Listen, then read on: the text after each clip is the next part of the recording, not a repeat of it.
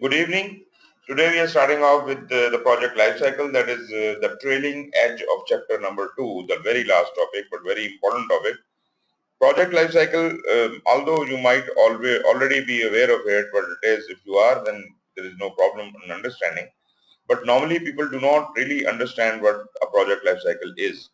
Generally, when I ask somebody what a project lifecycle is, they say it is initiation, planning, execution, monitoring and control and close. And that is sadly wrong. That is not the project life cycle. We have to understand the dynamics, what a life cycle is, what it means, and then we will properly be able to, identify what kind of a project life cycle we are talking about. One thing which I also had doubt when, about many years back, 25, 30 years back, when first time I established a big plan and I came up with my project life cycle. Uh, Today when I view it, I see I was completely wrong. Why? Because I made 5 phases in my project and all the 5 phases were running in parallel. They are starting together, they're running in parallel. Maybe one of them is finishing in between, one of them is finishing somewhere else. You know, remember one thing, in life cycle, phases cannot be running in parallel, especially they cannot start together and they cannot finish together. Well, if there is a small little parallelism, we can bear it. One phase is finishing and one is starting. There is a little bit of overlap, that is okay. But having 2 phases starting together is a criminal act in my view. Similarly, you can't finish 2 phases together. Why are they phases then? The concept of phases can be looked at from the life cycle of a human being. What is your life cycle? First of all, what is your life? As a human, what is your life? From the birth till death is a continuity. And isn't it very difficult to understand this continuity? For say, let us say 80 years. If 80 years is a human life cycle, then how do you segregate this 80 years? The same person, same life, spread over 80 years. How do you, um, kind of say you have different characteristics at different parts of the life? So if I ask you to divide your life cycle of a human being into some kind of categories, so what could that be? क्या होगा?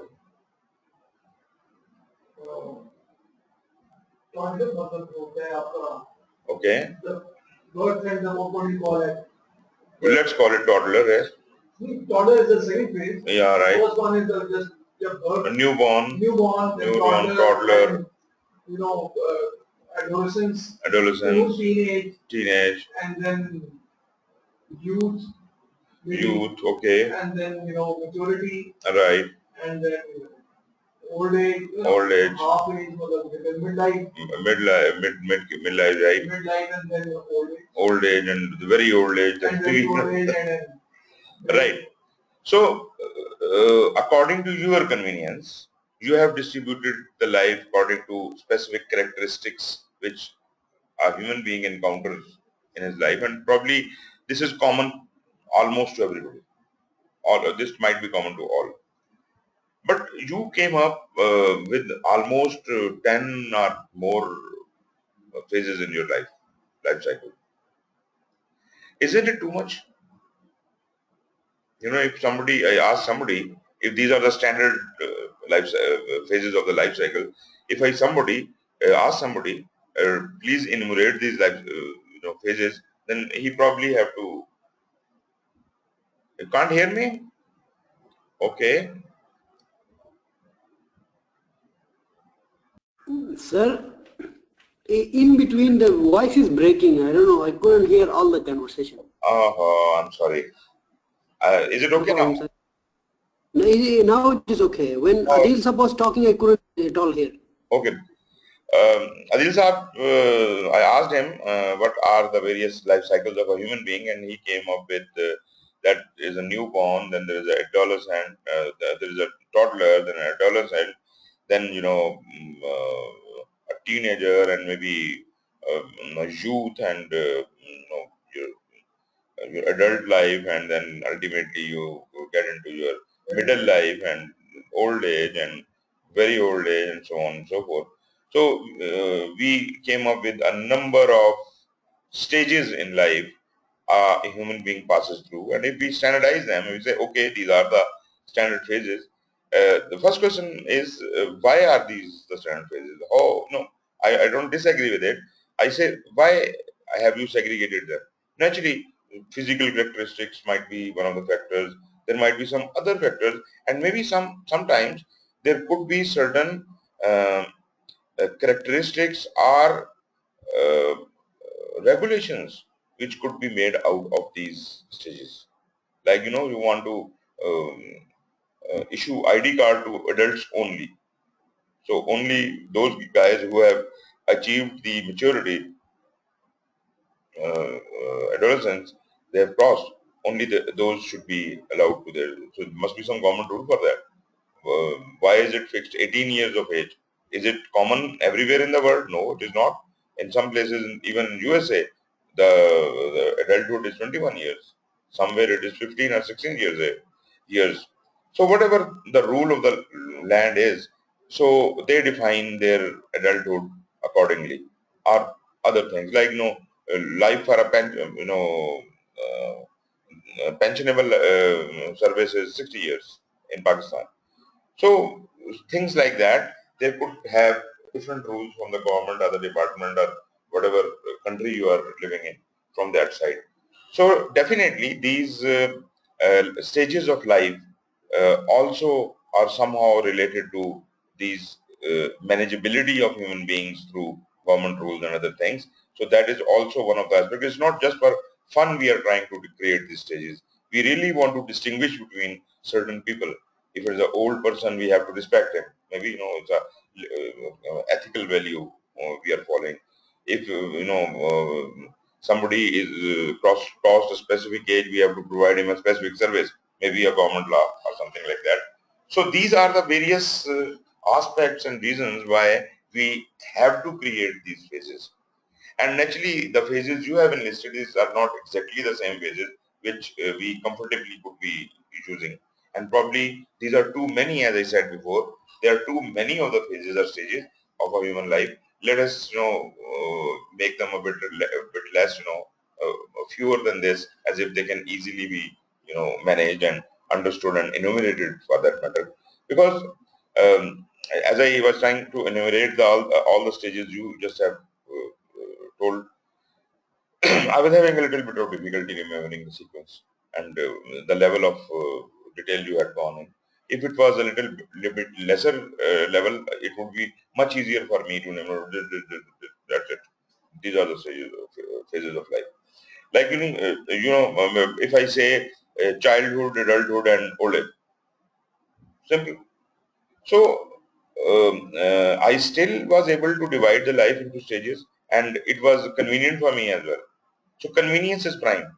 I should not complicate the things. If I made, I say 80 years of age is standard, then there are 80 phases. Who will remember which which year I am talking about and which year, what characteristic has to be done? So that would make my life even more difficult. I'm not dividing the life for ease. I'm dividing the life for further complexity. So I must divide the life in for ease of use, for better rememberability, for better understanding, and for better manageability of the life. So, if you understand what the human life cycle is, then probably you will be able to understand a project life cycle. Because human life cycle, we said, it starts from a specific point in time and ends at a specific point in time, birth till death. So, project has also similar characteristics. It also has to start from somewhere and has to finish somewhere. Therefore, from my point of view, it resembles a lot with the human life cycle. So, now the next question is, how do you create a project life cycle? How do you divide these phases? Let me get back to the human life cycle. Um, do the life cycles you have just described, overlap? Do they overlap? They do not. We have surgically separated. Although the person is the same, the life is the same, there is a continuity. We have already said in the very beginning that life is a continuity. But still, for our better manageability and understanding, we surgically cut it down, separated it, and we said this is a separate phase for my understanding. It's not from nature, it was a continuity. So for my understanding, I cut it down surgically, said this is the newborn, and till this age he is a newborn, and after say 2 or 3 years he will become a toddler or whatever you want to call it. But that surgical separation of the continuity of life is for your own convenience, is done by you, right? So when we are separating segments of life, then naturally they have to be sequential in nature. They have to be sequential in nature. But coming back to the point, life is continuous. How can you describe everything in exact, separations and exact sequence? Well, if you say the adulthood age is 18 years, there are many people I know who do not get adult at 18, and I know many people who start getting adult at 14. So what do you say? You say, okay, but we just have rule in our country. 18 years is declared as adult today. Whether you have really matured or not, but you will be declared. That's what you have done. You have actually defined a break into continuity, although that break did not exactly define each and every citizen, each and every person. So therefore, uh, looking at the characteristics of specific people, I may say yes, there might be a little overlap. Although he has been declared an adult, but actually he is still a child. You know, that kind of thing. So this is a bit of overlap, and a bit of overlap is okay with us. We can live with it. But how, can you say that he is a newborn as well as a toddler? Right from the beginning, the day he is born, he becomes a toddler also. No, that might be an exception, that a child who gets born and starts walking immediately, that would be an exception, but that's not a practice. So generally speaking, we must understand phases of a project must not and cannot start together or finish together. They should not be parallel in nature. They must be sequential, but must is not that hard here, because we may make certain allowances for a little bit of parallelism in special conditions. So I'm not strictly saying that life cycle should always be sequential. I'm saying it should be sequential, but I can accommodate a little bit of parallelism. But if this parallelism increases to the limit that it overlaps completely, then that is not acceptable. We don't want to go there. If you understand this point, then this is the answer to the argument many people make, that because PMBOK says that there are 5 process groups, so these process groups looks like the phases, and these are the phases: initiation, planning, execution, monitoring, control, and close. I have two objections to that. Number one, these are the generic process groups.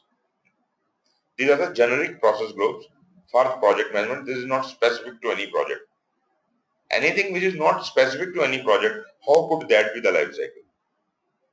That means PMI has defined something, and that has become a standard life cycle for every project in the world. That is not really very applicable kind of a thing, number one. Number two, uh, do you think initiation, planning happens after initiation, and execution happens after planning, and monitoring and control happens after, execution, and close happens after monitoring and control? Is it always the case? There is a lot of overlapping. There is a lot of overlapping. Though you have initiated the project, there are iterations. You come back to planning. You got back, exactly. So although the project has a start and end, but within the project there is a lot of iteration. Plan, replan. Problems come, uncertainties you face, and ultimately you keep revising the thing. So there's a lot of iteration. So especially planning, execution, and monitoring and control. These three things have a continuous improvement cycle going on all the time. You plan, you execute, you have some problem, uncertainty, you monitor and control it, fix it, replan it, again go to execution, and you keep rotating in that cycle. That means these three things cannot be phases at all, because they are almost all the time happening. And okay, let's talk about initiation. Initiation, yes, I agree. Without it, doing the initiation, you cannot move ahead. But have the function of initiation finished at initiation? No. We said every phase will be treated as a project and every phase will have to be initiated. So initiation is going on till the last project starts, last phase starts. And closing, it doesn't happen only at the end. It happens at the end of first phase also, second phase also, third phase also. So closing is also happening throughout the life of the project. So essentially, these process groups are not life cycle of the project. Some of the authors, actually this confusion is also there because lot many authors have called them the life cycle. And that is a great confusion. Maybe, they want to exploit the common understanding of the human being, that people generally understand it. So let us define it in the way they understand. So even Rita Mulcahy, what she says, okay, this is the project life cycle, but that is the program management life cycle. Bullshit. She has named it a program management, initiation, planning, execution, monitoring, control, and close. She named it as program management life cycle. I completely disagree with it. If you call it life cycle, then how can it be parallel all the time? Therefore, and I would stick to PMBOK. Nowhere in PMBOK it says that initiation, planning, execution, monitoring, and control and close is the life cycle. Nowhere. Any kind of life cycle is not a program. It just clearly say it is program management process groups which has processes and so on and so forth. Simple as that. So do not believe in anyone, any book, any author which says those are the life cycles. So please don't be confused with that. So we are talking about the project. So coming to the point, that project to project life cycle may have to differ, right? So remember, project life cycle is not about project management. Project life cycle is about the project, and every project can have its own characteristics. It can be IT project, can be a construction project, can be a mechanical project. Whatever kind of project you are undertaking, it can have its own needs and requirements, and naturally you may have to have a different life cycle for maybe every project. So this is not how you manage the project, but it is how you do the project. What is the work of the project? What is the technical work involved in doing that project? If I'm trying to construct a house, so what could be my phases? It is not initiation. People will start thinking from initiation and planning and execution, and they will, think like that.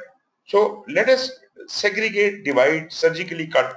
So let us say all the work which I need to complete before I can start actual work on ground. There are many things. So let us make all those things as my phases. Maybe these are the design, permissions,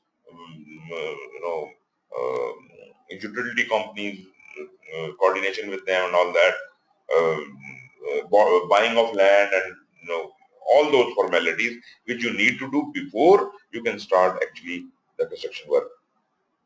So let us classify a whole of these group of activities as my first phase. What do you want to call it? Pre-project work or pre-construction work, maybe whatever you want to call it. Give it a name.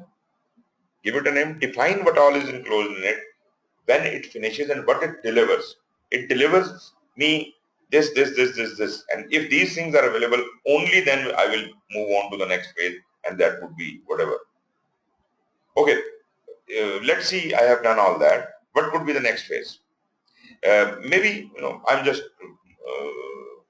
bouncing this idea of my mind. Maybe, it is all the work underground. all the work of construction underground.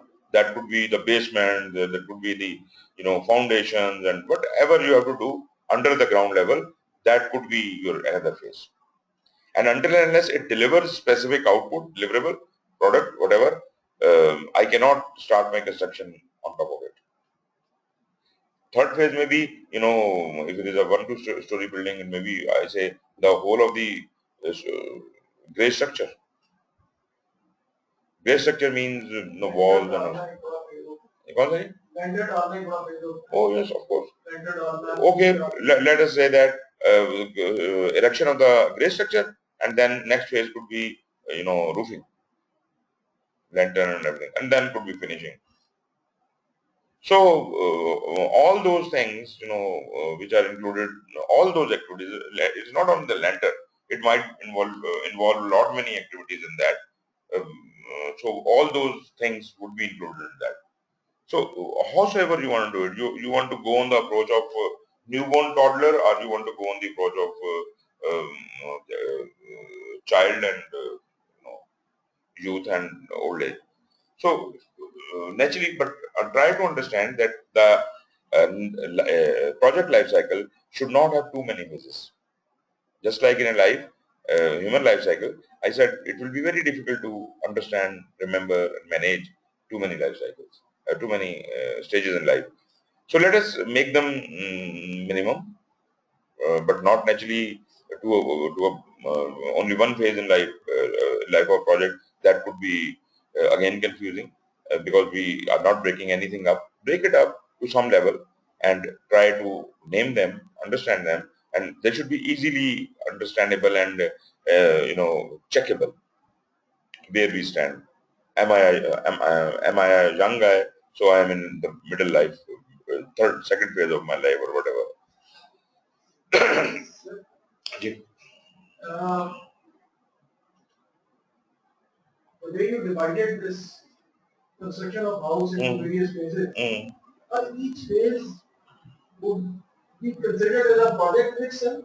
Of course. So the blend of these 3-4 interlaced projects would be the entire project. Exactly. The deliverable of one phase becomes input of the next phase, and then another deliverable comes up, and then another, ultimately the main deliverable. And on the governance mechanism and the project board and project sponsor, we tell them this is how we want to divide. This is the prerogative of project manager, how he divides. What do you officially call it? Phases. Phases of a project or sub-projects of a project? No. Sub-project is a different concept. When there is a lot of complexity in your project, and you see, it is not construction of a house, you want to have a construction of a whole colony. And managing the construction of so many houses together is very difficult. You can't have these kind of, you might have for every house these phases, but um, in what groups of houses you want to do the construction. Maybe you say 10 houses group is one sub-phase, sub-project, which is managed by one person, and at the same time there might be another sub-project going on managed by another person. They might overlap, they might not overlap, they might start together, they might end together, they might not. But this is just to resolve the complexity, we do the sub-project. But sub-projects are not the phases. The phase means, surgical separation between, your stages or phases.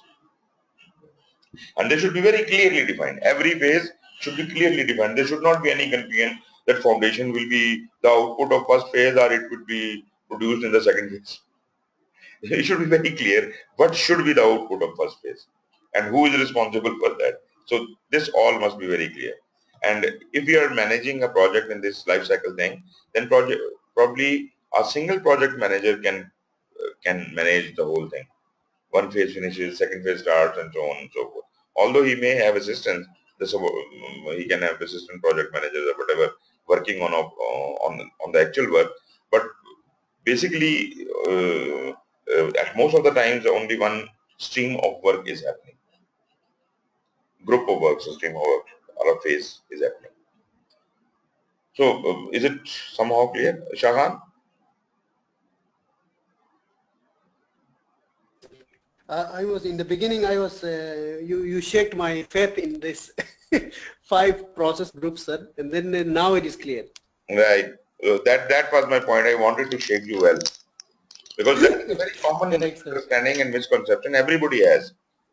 In most of the classes Correct. I teach, when I ask them what is the life cycle, they always tell me initiation, planning, execution. That is absolutely wrong. Okay, sir. All right. So let us move on to what actually the book says, and if that will only happen when my slide will move. So what we are discussing here is the characteristics of the project life cycle. Then we'll talk about project phases and the relationship between the phase-to-phase relationship and types of different life cycles.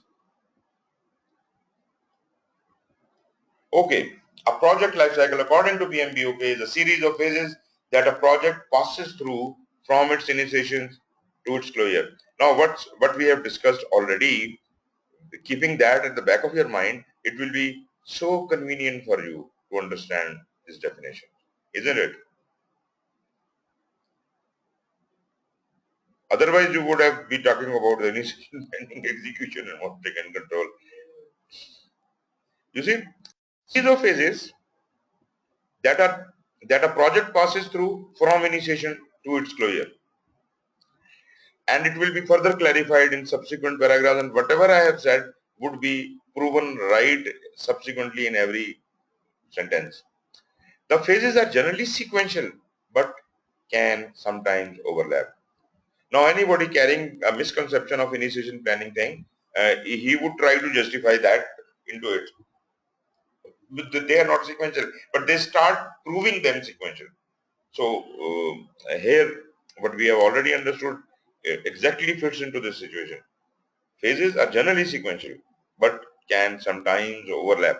Sometimes overlap doesn't mean, it doesn't say that they overlap. Sometimes overlap, so they don't start together. This is my point. Now, next question is, I said we must create those phases. How many phases should be there? That is a question. What should be the name of the phase? That is a question. So let us see, how do we decide the number of phases and the names of each phases? It says uh, name and number of these phases is determined by management and control needs of the organization, nature of the project, and area of application. Naturally, the general answer is that this depends upon the project. But still, if I insist how many phases should a project have, what would be your answer? Now, I understand there could be any number of phases, but what what should what should be the ideal number of phases for a project? Let's say, what are the rules in your mind? There should be few. Number one rule: there should be few. There should not be many. They should not be. It should not be only one phase, right? Yeah. Exactly. This is where I am leading you. So, what is the most comfortable minimum and maximum? Most comfortable minimum. 3 to 5. That is exactly the answer. That is exactly the answer.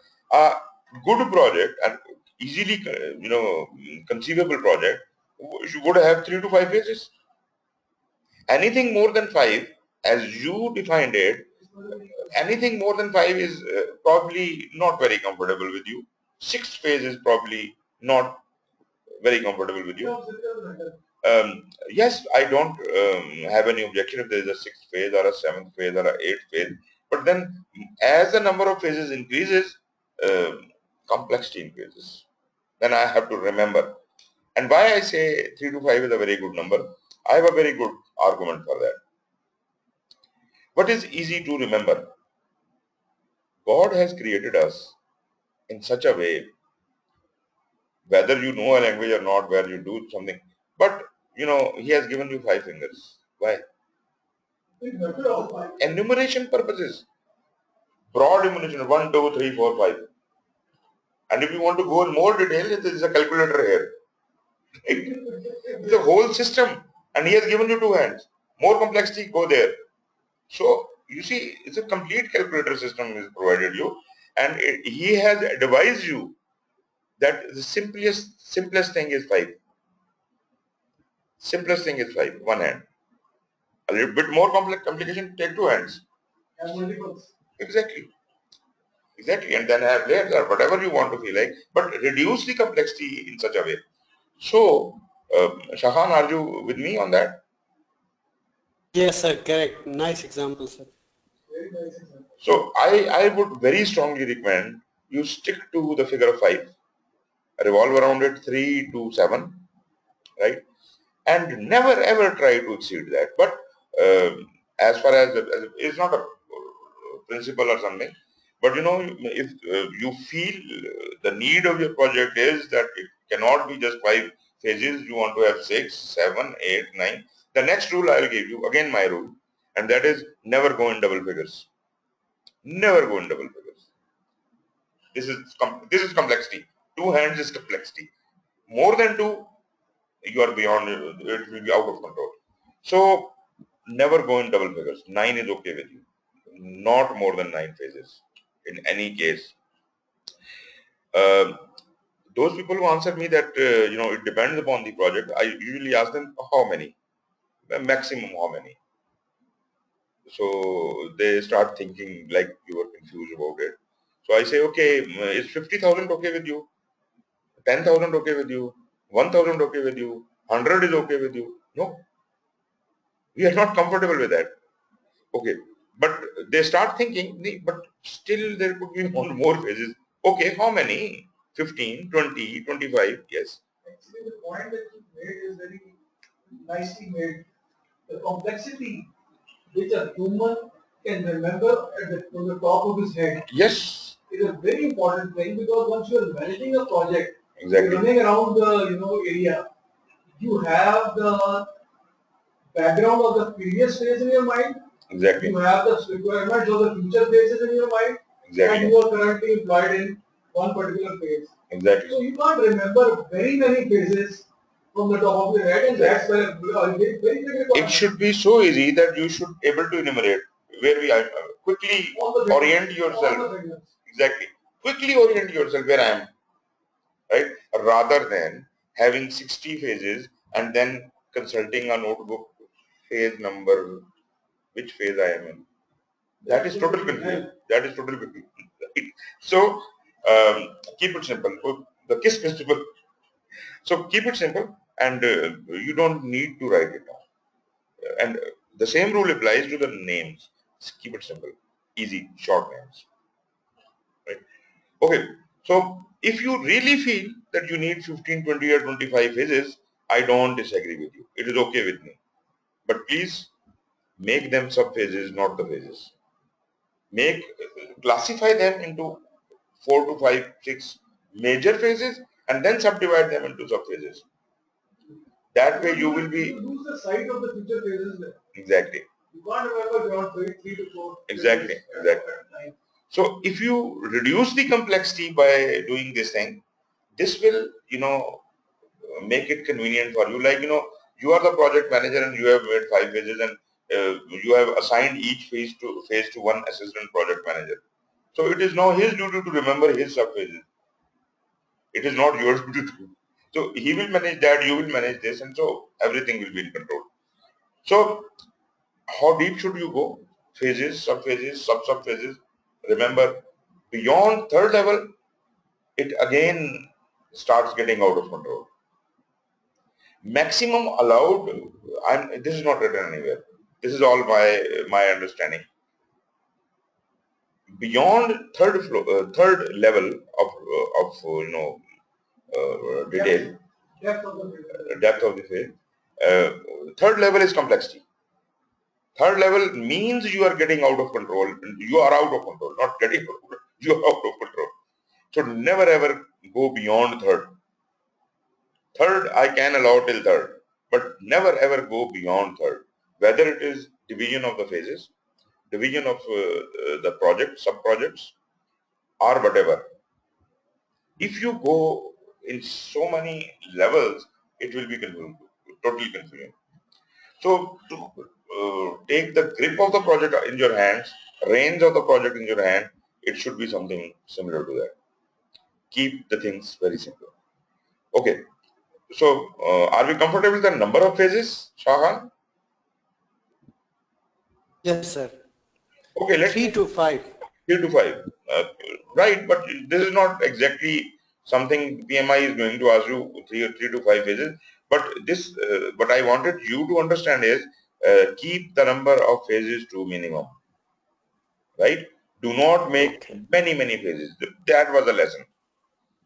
This I just gave you Right. 3 to 5 or 7 or 9 or 12 or 15, whatever. This was example, just to make you understand the basic lesson that the number of phases must not be too much and must not be only one. Okay. Now, how should you name your phases? As we have already decided, initiation is not a phase, planning is not a phase. Don't make stupid names for the phases. As I said, we have broken the phases according to the work of the project, and that is a technical work. If it is construction, the phases are related to the construction work. So whatever kind of project you are doing, name each phase according to the work involved in that phase. As you know, I very rightly said, pre-construction work that clearly defines everything which has to be done before starting the construction, that is pre-construction work. So the name should be simple, easy, and representative of all the work involved in the phase. Choose some kind of name which is similar to that. Secondly, this is going to be a principle in whole of the project management, that your whatever name you give to anything, to work or phase or whatever, it should be a combination of a verb and a noun.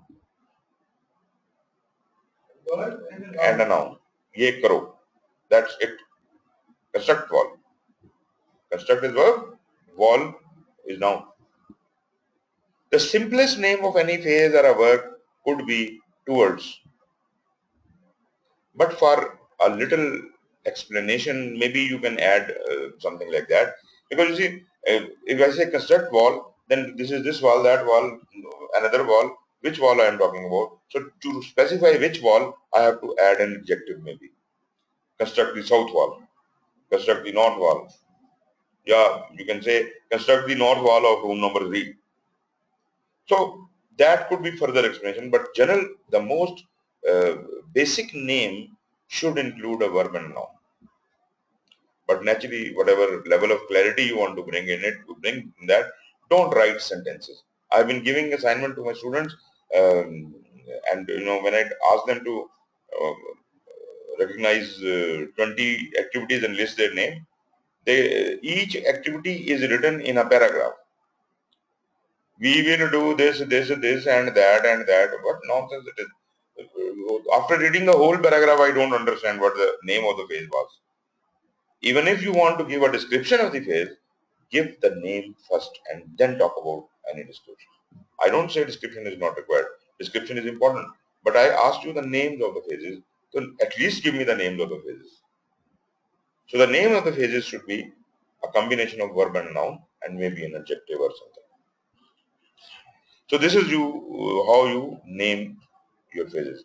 So this answers the question: how many number and phases, name and number. How do you have name and number of these phases? And naturally, these points all apply. If you read them now, you will understand that whatever logic I have given you, that is exactly in accordance with management and control needs of the organization, nature of the project, and area of application, technical work. And the example picture shown here clearly shows that one phase finishes, second starts, surgical separation of each phase is there. So phase after phase after phase, step by step, we complete the project. So this must be kept in mind, as we said, generally sequential.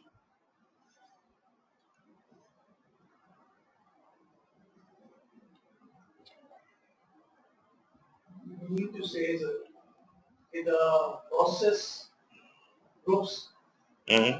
are the tools to make the project flow from one phase to the other. You see, process. Use those tools all the time to make the program shift from phase 1 to phase 2 to phase 3. And that is process groups apply to every phase, to every project. Yes. Right?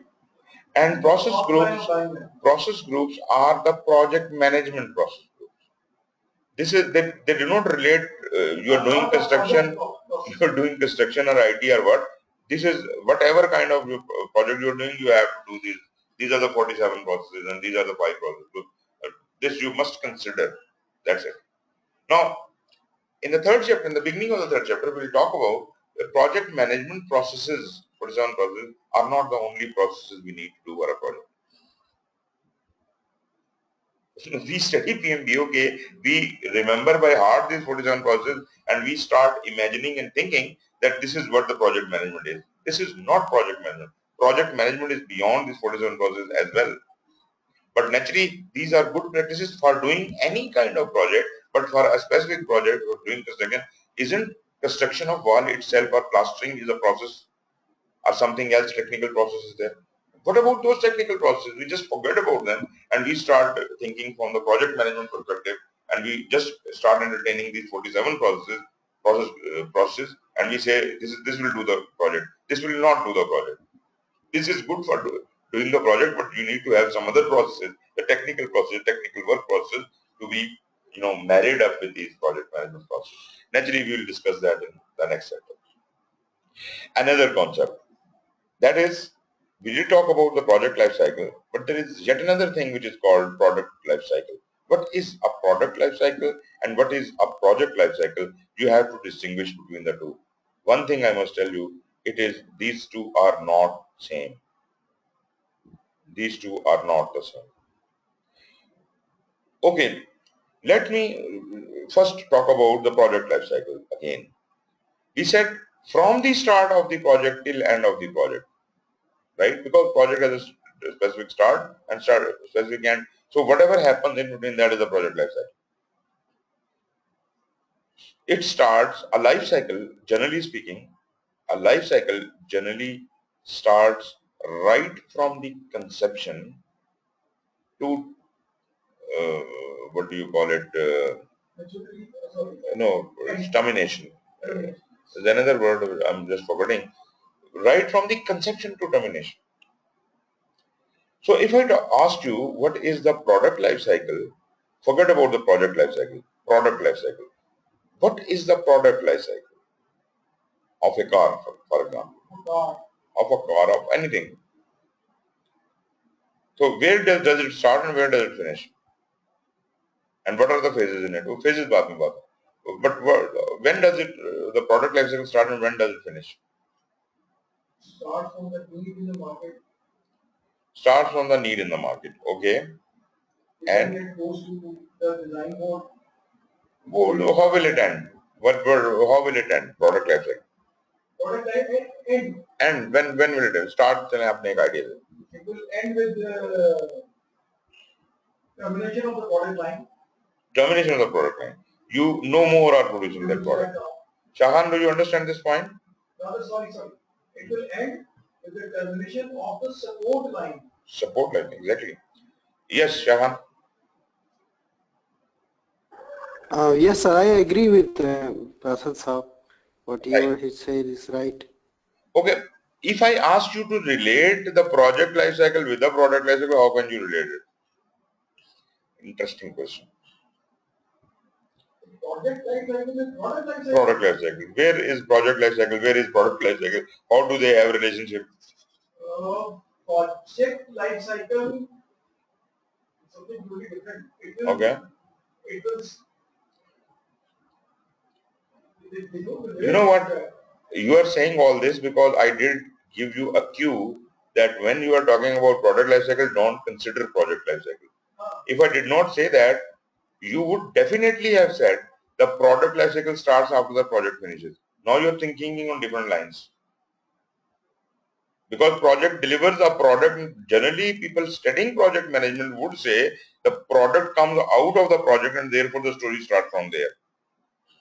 Right? But now we understand. Launch of the product in the market will be a project. Could be a project. That is again a very interesting point. Could be a product, and there could be launch of the product could be a project. Yes. Okay. And what product? Okay. Let's define the product life cycle of anything, of a car or something. It spans how much time? Like 5 to 7 years. This is probably a life cycle is a very small little thing. A car, particular model of a car. Particular model of a car, yes. You start with the design. Okay. Your design comes from the market research. How much time? Design. Design takes like about. Let's say Toyota Corolla 2005 model. Sir 1 साल में 2 साल में इसका design होगा उसके बाद उसकी prototyping होगी राइट खत्म करना एंड कब होगा 5-6 साल की प्रोड्यूस होगी मार्केट में गाड़ी राइट उसके बाद इसके जो फाइनल उसका होगा वो खत्म हो जाएगा आपने क्या कहा था व्हेन इज सपोर्ट 2000 साल रहेगी आपको 2005 की गाड़ी नजर आती है आज को क्यों आती है वो तो आफ्टर मार्केट में चल रही है सर जी टर्मिनेशन एग्जिस्टेंस खत्म हो जाए उस चीज की exactly that is the point product life cycle could be like decades long rather sometimes centuries long yes product life cycle complete elimination की बात हो रही है it should no more exist it should किस्सा है पारी ना इसका तो जो म्यूजियम है yes म्यूजियम तो करते हैं प्रोडक्ट नहीं है म्यूजियम तो हिस्ट्री है ना वो तो तस्वीरें लगाई जो भी so when that stops running on the roads that car is no more to be seen and this is very difficult to imagine such a product when it really finishes. Let me give you an example. IT is a very interesting kind of a thing because it evolves so fast and it diminishes so fast. Have you ever used floppy disks? Used to use. Where are they? Discontinued, not even thought about now. They are just in museums now. And you saw it in your life cycle. It is not decades long life cycle. You saw the introduction of those floppy disks in your life cycle, and you saw diminishing. You saw the 5.5 inch, 5.5 inch, 3.5 inch, CD, DVD gone, even DVD gone. You see, all these products have product life cycle has completely support भी खत्म, everything खत्म. अब history मिलती है मतलब I can show you all kinds of there's a kind of a museum I may be keeping up this floppy 5.5 8 inch floppy I have used 8 inch floppy. Yes, I have also used 8 inch floppy. Exactly. So you see this is the product life cycle. When it diminishes that finishes. So what is the project life cycle? How long can be a project life cycle? They're short. They're short. That exactly gives strength to my point that product life is not dependent on project life cycle. Product life cycle is not dependent on project life cycle. Rather, a product life cycle of decades long product life cycle may have many project life cycles in it. Design of the car could be a project. Feasibility of the car could be a project. First time making it and prototyping could be a project. Then maybe producing it for the first time, mass production is a project. Maybe next version of the same item could be another project, and you are improving this project. Life cycle enhancement, all that. Ultimately, the day comes when that product is no more projects actually. Project is to change, improve. So no more project life cycle finishes. So product life cycle, this is an organization. It's doing these many, some operations and these many projects. And there is a product life cycle coming up, and on that product life cycle, which is a completely z-axis, we are doing a number of projects. Currently, we are doing a number of projects on a product life cycle which is already running. So there is a concept given somewhere, you will read. Uh, there has to be a relationship between a product manager and a project manager also. Although this is not key to whatever we are studying, but for the betterment of a project, he must understand the history of the product, from where it came up, why it is today what it is, and what is the plan of the product manager to take it away to whatever level. So there has to be that thing as well. So now we understand what a product life cycle is and a project life cycle is, and now when you read that, you will very clearly understand what it all means. It says product life cycle consists of generally sequential, non-overlapping product phases for a product is generally the product till the product retirement. Generally, the project life cycle is contained within one or more product life cycles. So project life cycle is contained within a product life cycle. Care should be taken to distinguish the project life cycle and a product life cycle. All projects have a purpose and objective. So your purpose might be to create a new version of the same product which is already been created.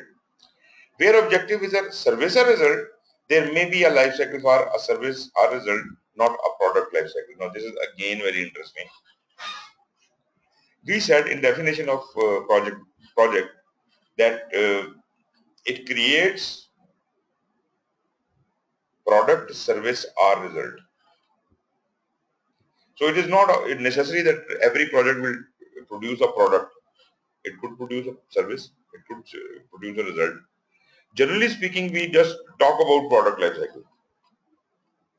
But here if you see, we are not creating product all the time. We are also creating service and result. So just for clarification purposes, it says that if you are creating a service or a result, then you must be following a service life cycle or a result life cycle. Product, service or result. If you are producing a product, you must be following a product life cycle. If you are producing a service, you must be following a service life cycle. If you are producing a result, you must be following a result life cycle. So generally speaking, they just call it a product life cycle. So it distinguishes here that it could be a product life cycle, a service life cycle, or a result life cycle, but generally the dynamics are the same. And whenever you use the word product life cycle, generally people think assumes product stands for product, service, and result. So that is the point which we wanted to clarify. Okay, relationship examples. The development of a new product could be a project. An existing product might benefit from a project to add new functions or features. The product is already existing, you want to improve it. This could be a project. A project might be created to develop a new model. And this is one example that we could have separate projects for everything. And there could be a large project which has all these small little projects as their phases. If it is very clearly understood what the life cycle of the product would be, then I can create a large project.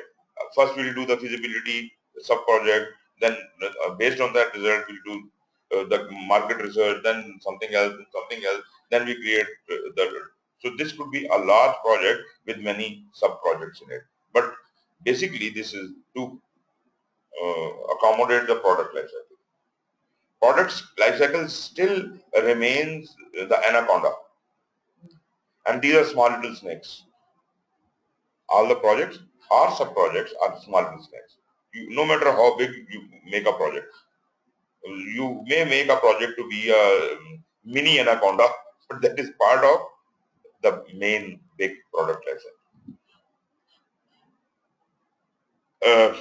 One product may have many projects associated with it. We now understand that. Additional efficiencies may be gained by managing all related projects collectively. Now this is very interesting. Read it again. Additional efficiencies may be gained by managing all related projects collectively. All these projects, like doing the feasibility, doing this, doing that, if this can all be grouped into one big project like a mini anaconda, we can better manage it. We can better produce the results in a ordered manner. A number of separate projects may be related to the development of a new automobile. So the big project could be creating that automobile, and there could be many small sub-projects in it. Creating, designing the engine or carburetor and this and that, or electrical system. So all these could be separate projects, and they could be, these separate projects are basically the sub-project of the main. Why sub-project? You could be doing the car electrics designed separately while you are doing some other sub-project also. And at the end, somewhere or in between somewhere, these things join together and ultimately form another sub-project which will assemble and ultimately deliver that product. So what I really need to mention here is sub-projects are drastically different from phases. And every sub-project may have its own phases. Every sub-project will also be treated as a project, and it will have its own phases. So it's a very complex game. We are saying phases are to be treated as a project.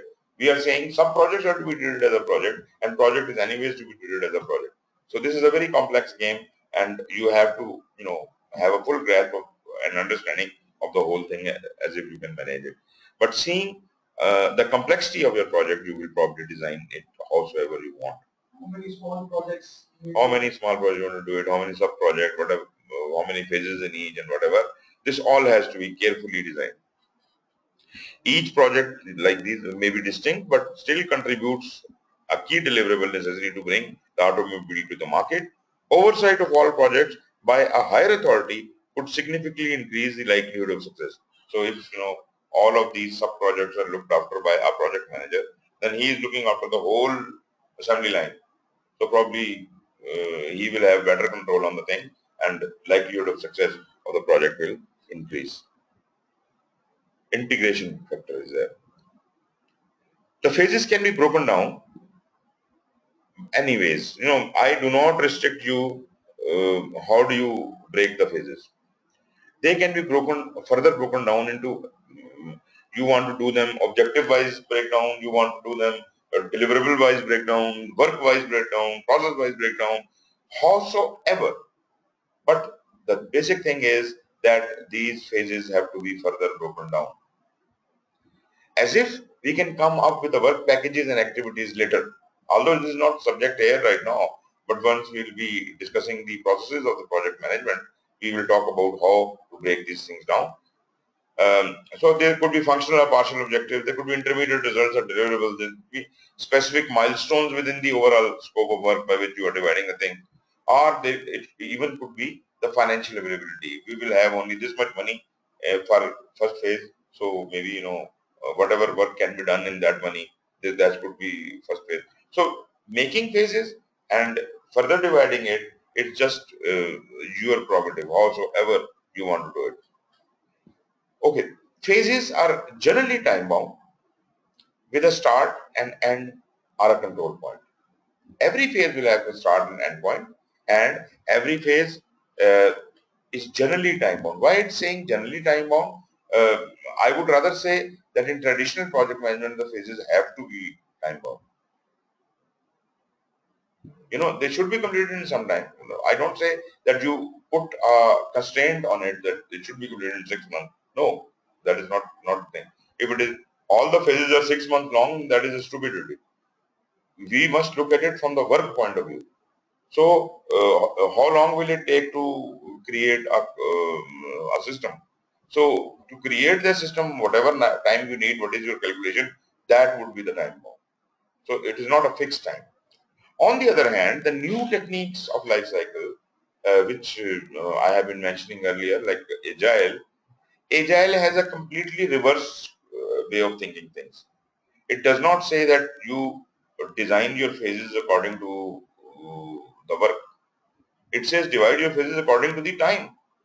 You say this job you fix the time to be, say, 2 weeks. You tell your team you have 2 weeks. Tell me how much can you work, right? So all the phases in a time, in an agile system, agile life cycle, are divided into equal distribution of time, fixed equal distribution of time. Friends, Yeah, friends. this is very different from the regular projects. Yes, of course. Naturally, it will not really be conceivable in physical projects where you are doing something by hand. I think that is the basic difference between IT projects or IT project management and normal project management. If the physical aspect of the project, Exactly. normal projects is large, Right. is measured, it has to be handled in that. In IT projects, there is nothing physical. Okay. Mostly nothing physical. I'll just ask you to be flexible.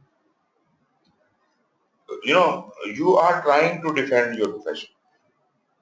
That is the point. I'll tell you how you have been impacted by IT all your life. IT just came around in our lifetimes. So, how have you been impacted? You see, because of the limitations of IT, that the things were not physical in nature, and they had a need for keeping a record of the things. You make something, that item comes out of ground, and that is itself a record. So there was no that much of essential necessity for documentation there.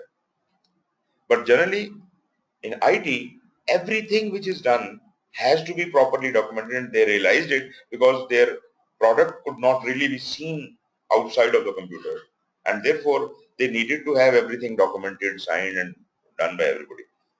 And that thing got into your normal systems, didn't it? Are you not nowadays so much interested in documentation? Because that makes your work more efficient. More discipline is brought into it. So I must say that IT has given you lot many things, and for the good. And agile is a tendency which is coming over to you, and you will be adopting it someday. How can we divide it? That is another question. On time of That is another question. But you see, that will be done. And this is you who will think how I can accommodate it. First, you have to be flexible in thinking. First, you have to remove the traditional bounds of thinking. Well, it can't be done. As soon as you remove that barrier, you will start thinking flexibly and say, okay, if not all, I can do this and probably this and this. And, oh yes, I can do it. And I tell you, the research is going on these lines, and this is the future. Everything is going to be agile, ultimately. You see, okay, the problem which IT industry addressed by agile, tell me, do you not face those problems? Autocracy is a big problem in construction and such like projects which are, the big boss is an engineer and he knows everything, and laborers know nothing, and they must be, whatever you're doing, this is autocracy. Autocratic way of, डंडे मारो, काम करो, जल्दी करो, ये करो, वो करो. So basically, just think of it. Have you heard about servant leadership? So let us say that we have converted to, suddenly is converted in your work to servant leadership. How will it happen? First of all, are you convinced servant leadership is any good? I normally practice it every time. Right.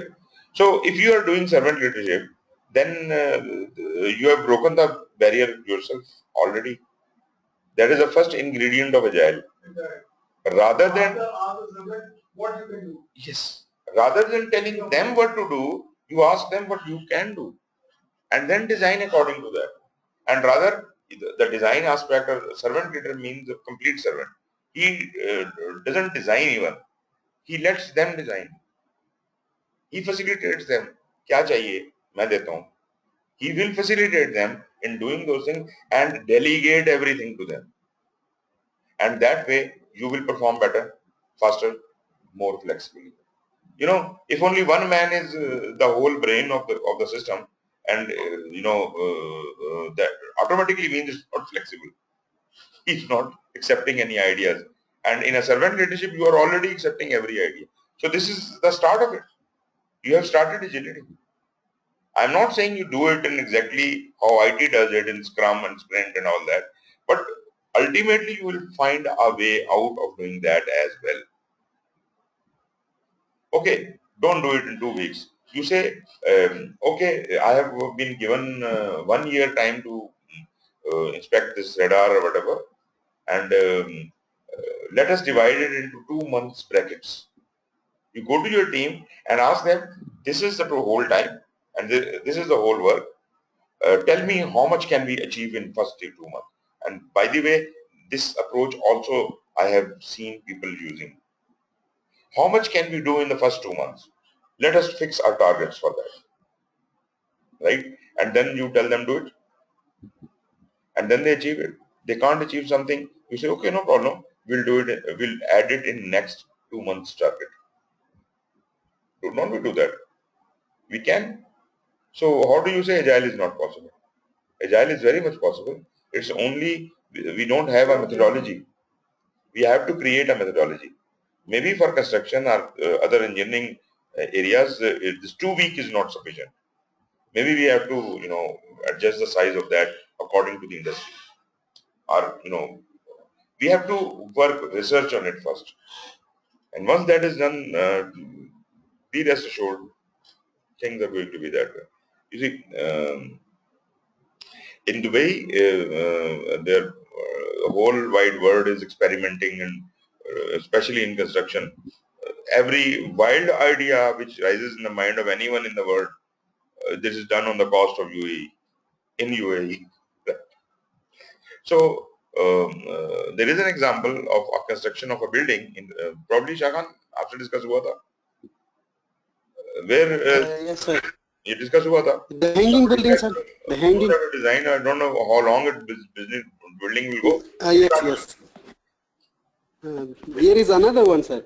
There is a feasibility going on for a building which will be hanged from a material. So it will not have a foundation here on the ground, but a foundation up there on a material. Wonderful. There's something like this is going on, sir. And physically it will not have a foundation on the ground, but it will be hanging from the air. Yes. So anyone who has not studied astronomy will not be able to grasp the concept. Astronomy, they're born a little too far, but I would say we already, if you just be a little bit creative, we already have examples of hanging gardens of Babylon, don't we? Correct, sir, correct. So why can't a building hang from a cliff or something, or things like that? Probably such like ideas have already realized at some places. Underground building, undersea building or something. Things exist to some extent. But you see, these are the novel ideas, these are the creative ideas which could germinate into anything. And that will, such like things when you are trying to do, you have to come up with something new. So a life cycle can be documented with a methodology. The life cycle can be determined or shaped by the unique aspects of the organization, industry, or the technology employing it.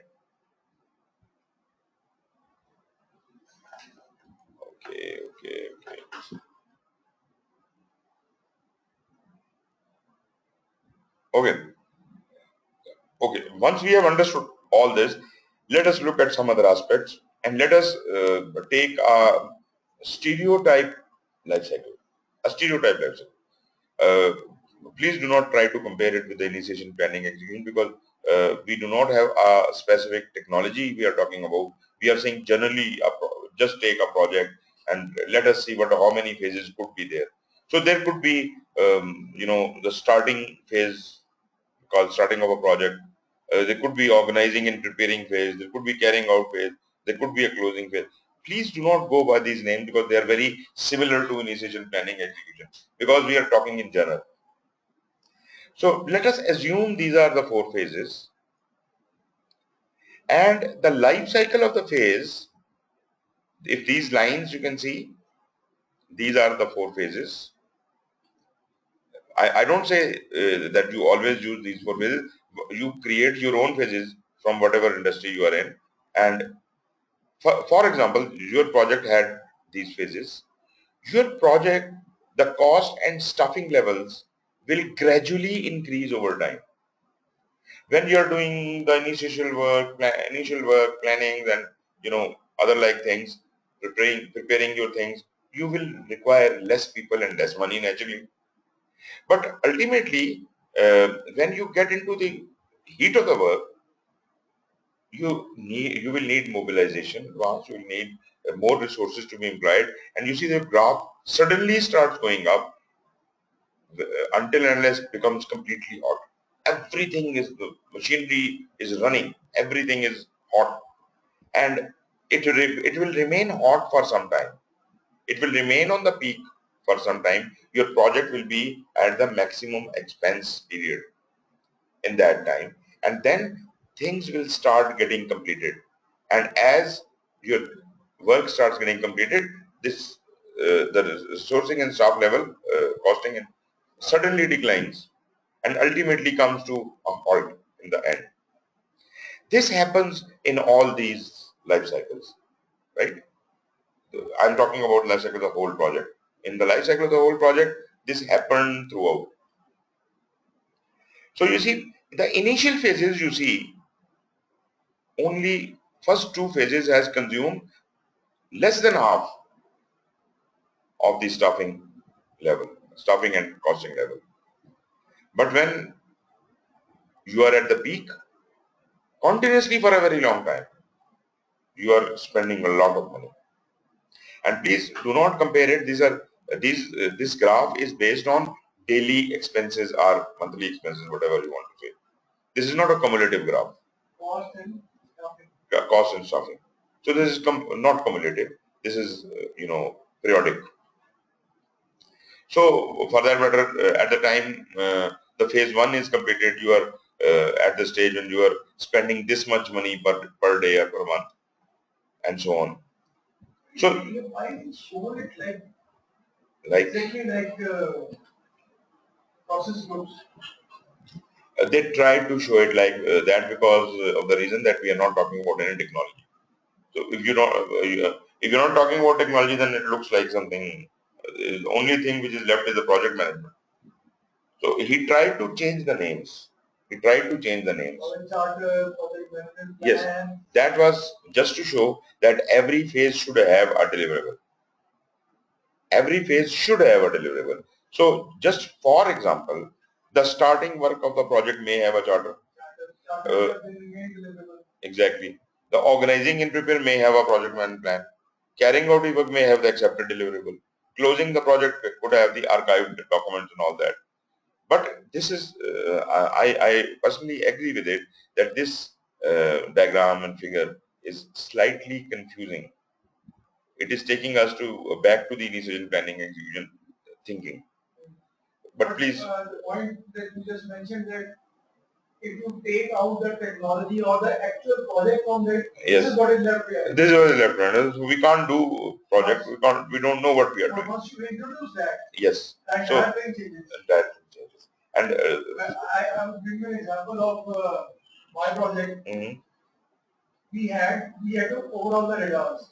Our project phases were disassembly of the another acceptance phase. When the radar comes, we accept it to the bare minimum standards. Then we disassemble it. What we look at is now, there should be a noun and a verb. Yes.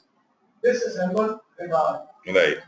Then you check every assembly. Right. Then you rectify the troubleshoot. Troubleshoot, right. Then check again. Then assemble the sub-assemblies. Right. And then test them over a reference system.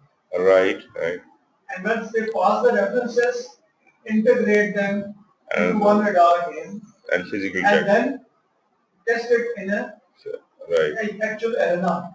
Right. Then punctuate it accordingly. Exactly. What is the, how is it performing? Test the performance. If it goes okay, then comes the delivery phase. Exactly. So this is exactly, we might be doing things right, but the only thing is, after learning all this, you might kind of little enhance whatever practices you are having already. Maybe when you are doing this radar repair and overall, you might be having certain phases. Now you will be able to think, yeah, 10 is too much.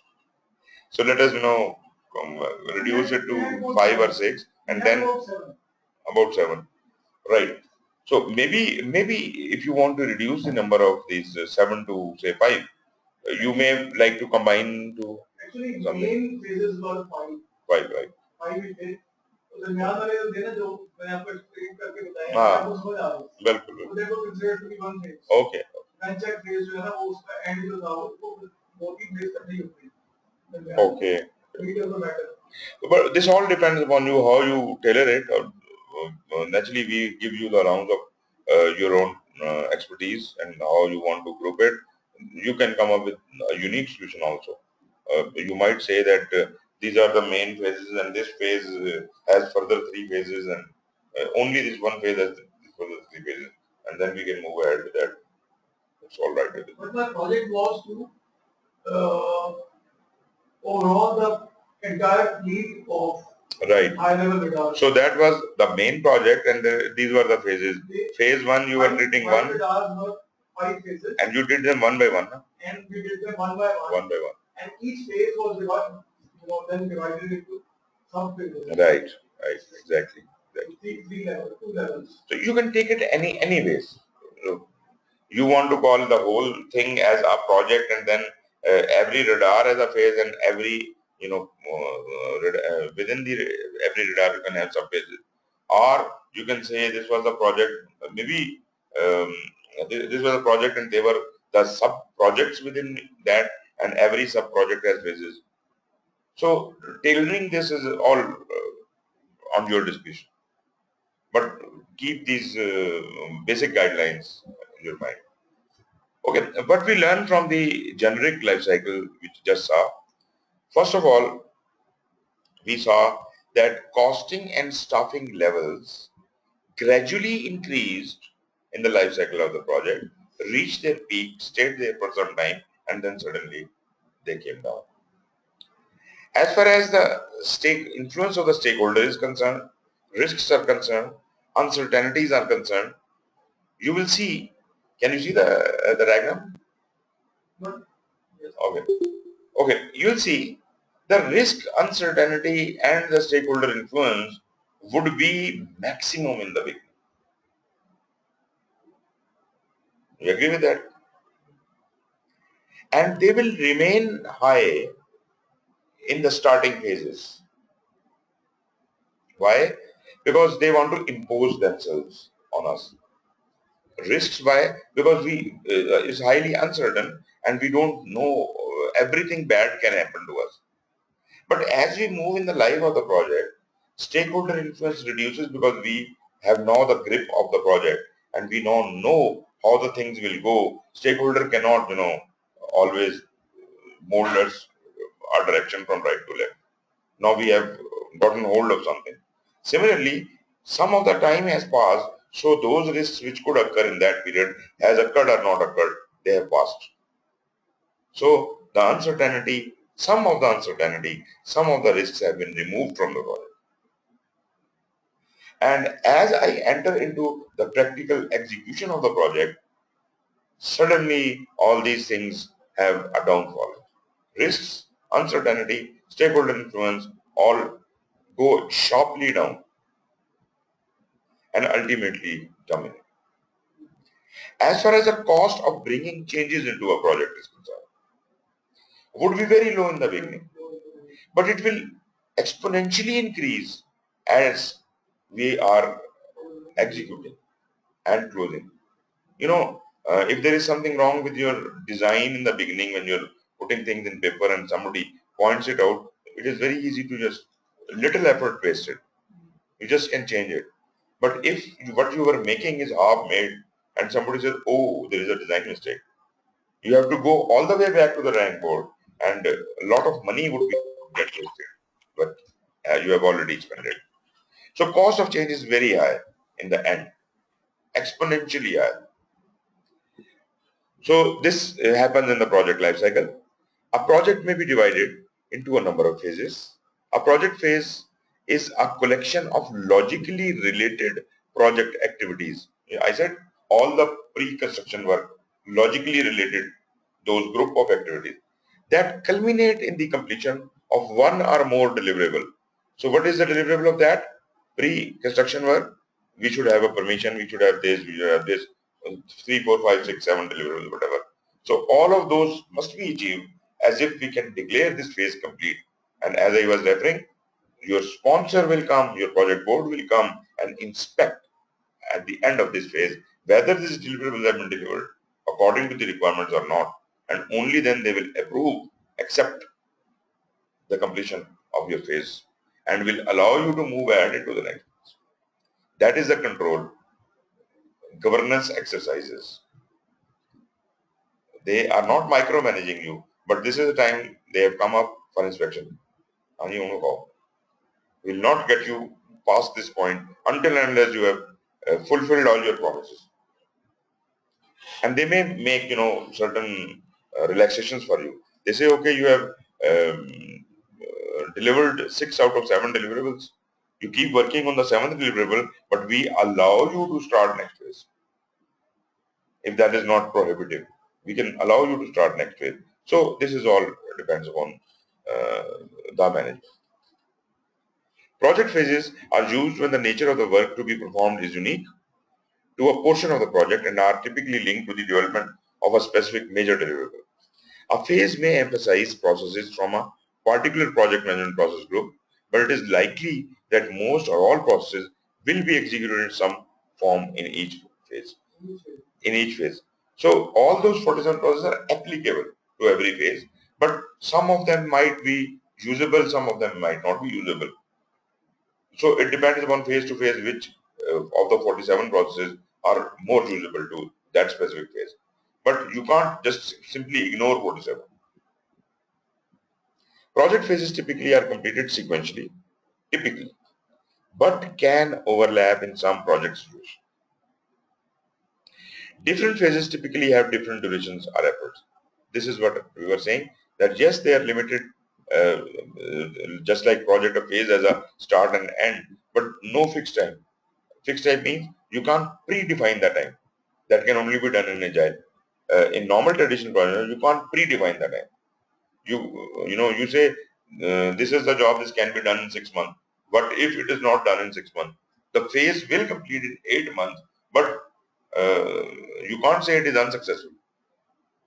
Your initial plan was 6 months, which may be wrong, but when you started doing that, the accomplishment was made in 8 months. So you might have made adjustment, doing some change request, amended the plan and made the life of this phase to be 8 months. So it delivered in 8 months. So that does not mean that 6 months was a good fixed figure. This could change according to risk or uncertainty, change request. Okay. You won't be called to be following behind the schedule if you... Yes, you are, but then you are adjusting the schedule according to that now. Yes, you are. The actual schedule is, actual work performed is falling behind or at times a little yes, ahead of you are monitoring it. You are monitoring it. You find out you are falling behind and you fix it. How do you fix it? It is a 6-month project, 3 months have passed and you have done only the job of 2 months. You are behind 1 month. So what do? You try to do the remaining, in the remaining period, which is 3 months, you try to do 4 months job, if you can. If you accomplish that, you will still complete in 6 months. But what if you need little extra time? You say, give me 15 days more. So that will be approved and will form part of the project. So now the project will not finish in 6 months, it will finish in 6 months and 15 days. And that is the approved format. So 6 months was not some pakka standard. But you accomplished all the goals in 6 months and 15 days. High-level nature of project phases makes them an element of the project life cycle. Like, in human life cycle, we had certain phases that if we put them together, it will become a human life cycle. If you put all the phases of the project together, it will become the project life cycle. The phase structure allows the project to be segmented into logical subsets for ease of management, planning, and control. That's what I have been talking about. Number of phases, the need for phases, and the degree of control applied depends upon the size, complexity, and potential impact of the project. If your project is more complex, you might have to, if there is a problem not really well understood, you have to break it down to smaller parts. So no matter if the project is like, I give you an example. You have to conduct the census of a whole population of Pakistan in 2 days. देखा जाए तो according to duration, it's a very small project, but it is an extremely complex project. How will you do it in 2 days? So therefore, it is not necessary that the long projects are always complex. Sometimes the complexity comes with shorter durations as well. The expense is too much. Whole country is the expense. You have to monitor and control everything. That's the word of activity, but too expensive. Too expensive, yes. Spend it over and you have to exercise control. You see, in Nadra, we were supposed to do nothing very special. We had 65 million forms. And we just had to scan them, data enter them, put them into database. Looking at it, any IT guy could have done that. Everybody does it all the time. IT people are trained for doing all this thing. But it was not the work. It was the sheer volume. When we started talking about 65 million, when I went there, I said, okay, what? You be calm, man. What bullshit? We'll do it easily. Now, the day I started calculating, okay, how many fields, how much, and my mind was blown to pieces. Why? The size of data was unable to accommodate in any database of the world. There was no database in the world, which I remember saying to my boss on the first day, oh, sir, ये भी काम है, access में कर लेंगे, फलाने में कर लेंगे, SQL लगा लेंगे, बहुत तो चल गई तो SQL की माँ बहुत हो जाएगी वहाँ पर. Oracle जो है अपने घुटनों में बैठ गया. Size of data, mere quantum of data and the speed of data, by which it has to go in, the technology was not available. So that's where, you have to, and then if I have to data enter myself, I will ensure everything okay. If 15,000 people around the clock they are entering, how can I assure? I have to have proper, not only integrity, I have to have proper check and balance system sitting right in between them. So we designed that system, how the quality will be checked. We designed quality assurance and quality control teams sitting right in them. So 24 hours, 8 hours a day shift, 3 shifts a day, running continuously for 6 months. In 3 cities of, total volume at a time was 15,000 people. And, naturally we had teams and we have managers and everything to look after them, but we were running from pillar to post.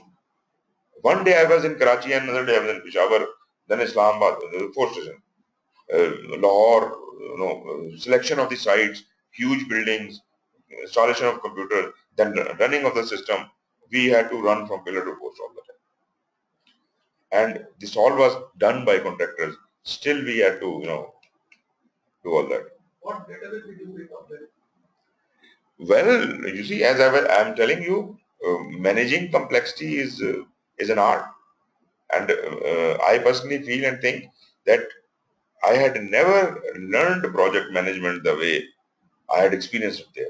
Learning to thi, learning with practice जो चीजें सीखी वहाँ पे, that is exactly why when I studied PMI for the first time, I said this all I have done because we have gone through that complexity and all that and handled everything, whether right or wrong, but gone through everything, all nooks and corners of project management we had been through, good or bad. I know we had meetings abnormally long. Now I understand that was wrong, and we corrected that there also. But you see, there's so many lessons. And by the way, whatever I am talking to you in these courses, I'm sharing all those lessons learned all the time. Which database did you fix? Actually, Oracle failed. Oracle could not do the job. So we got up with Teradata. At that point in time, Teradata was the only data warehousing software, because it's not only the matter of database. That database had to ultimately go for analytical things in a data warehouse. That was ultimate goal. Oracle was not accommodating data warehousing. It was not accommodating Urdu language. It was not accommodating that volume of data. So these are three objections on Oracle. और उसी की मसला था ना सारा, उन्हीं के ऊपर किया ना सारा काम, उर्दू में किया। सब स्कैन भी किया, डेटा एंटर भी किया। स्कैन करने से क्या कंप्यूटर समझता है स्कैनिंग क्या हुई है? That had to be data enter. हो नहीं सकती, हो भी सकती थी, लेकिन उर्दू की बहुत मुश्किल है। गंदी राइटिंग एग्जैक्टली। अगर कोई एक फॉर्म एक तरह से लिखी हो तो कुछ गुजारा तो भी मुश्किल था। उस जमाने में तो ना इम्पॉसिबल था। उस जमाने में सर इंग्लिश भी नहीं होती थी। इंग्लिश की ओसीआर भी एक खास करैक्टर में लिखी हुई होती थी, तभी होती थी। अभी तो कुछ बेहतर है, अभी तो काफी बेहतर है। अब तो बड़ी टेक्नोलॉजीज आ लॉट मेनी थिंग्स। अब तो आपकी आवाज भी पहचान रहा है, ये भी कर रहा है, वो भी कर रहा है। काफी हद तक ये सीरी जो एप्पल ने दे दी है प्रिटी गुड है। ऑल्दो स्टिल वो हमारा लहजा नहीं समझता सही, but they think this thing will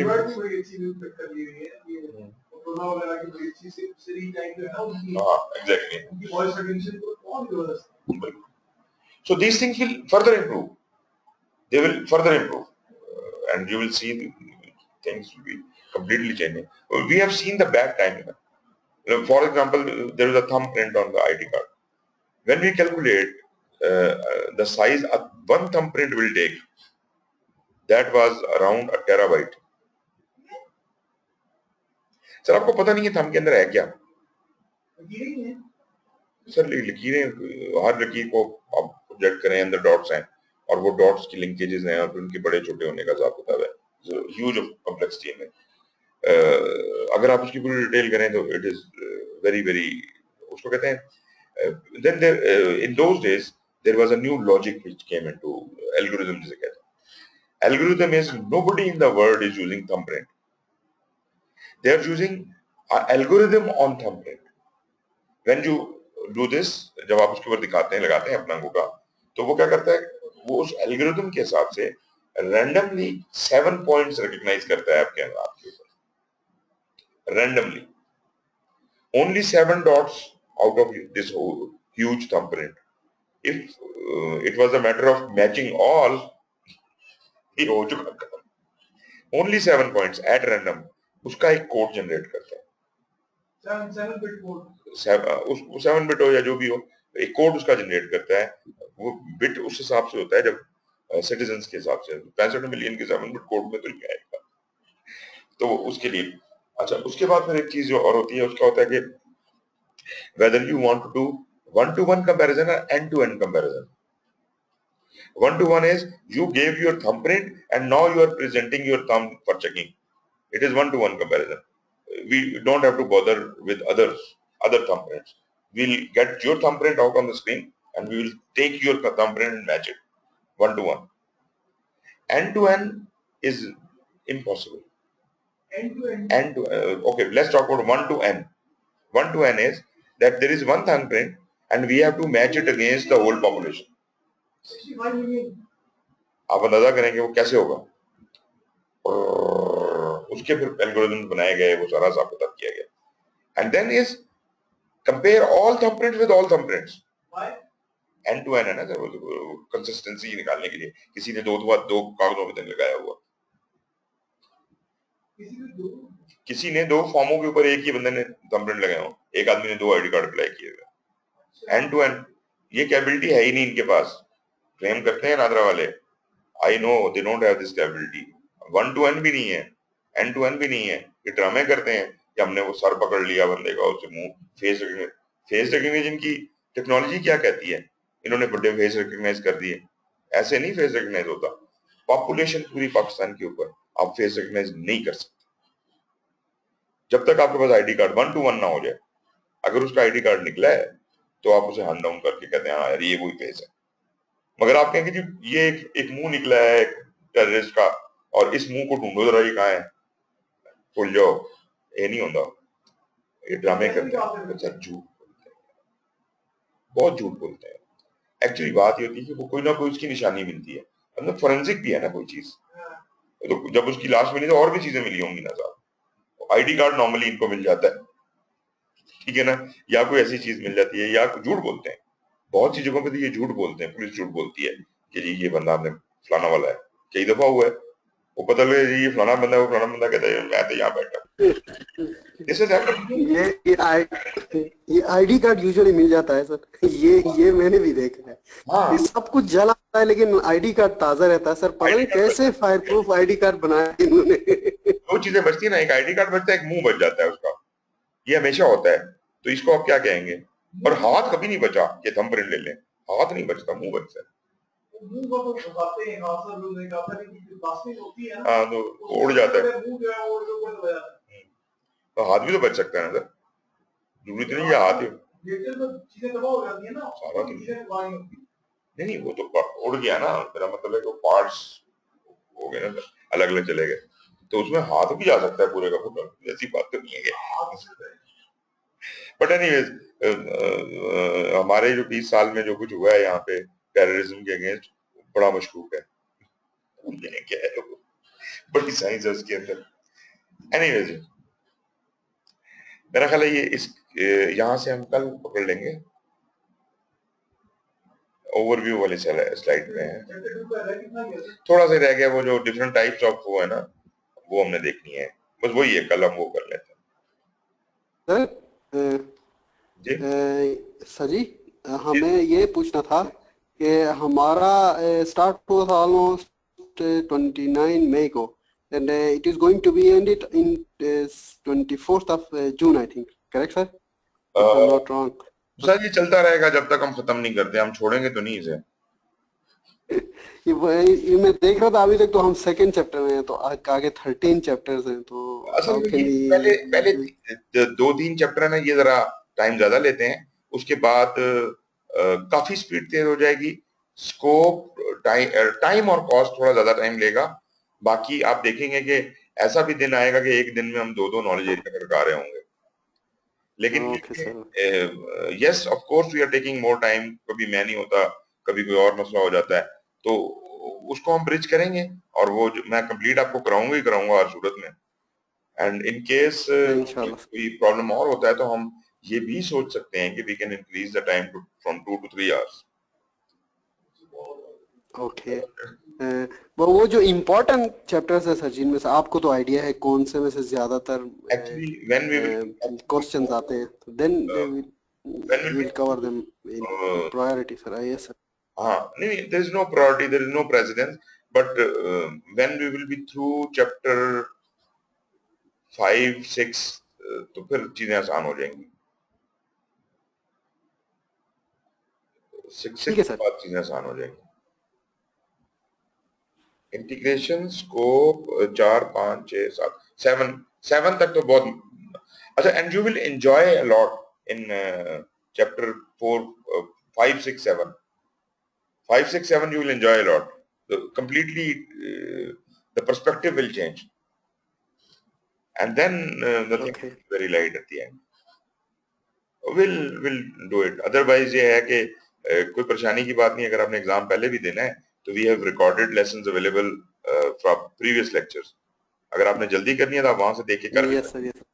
तो वो परेशानी की बात नहीं जल्दी नहीं खानी है सर, बस ये इस टाइम में ठीक है सर, एज यू हाँ नहीं, इंशाल्लाह विल फिनिश इट प्रॉपर्ली, और कोई ऐसी फिक्र की बात नहीं है। तो एनी क्वेश्चन जी? Okay sir, thank you thank you very so much. Much sir. Thank you for your call. Okay. Take care, bye.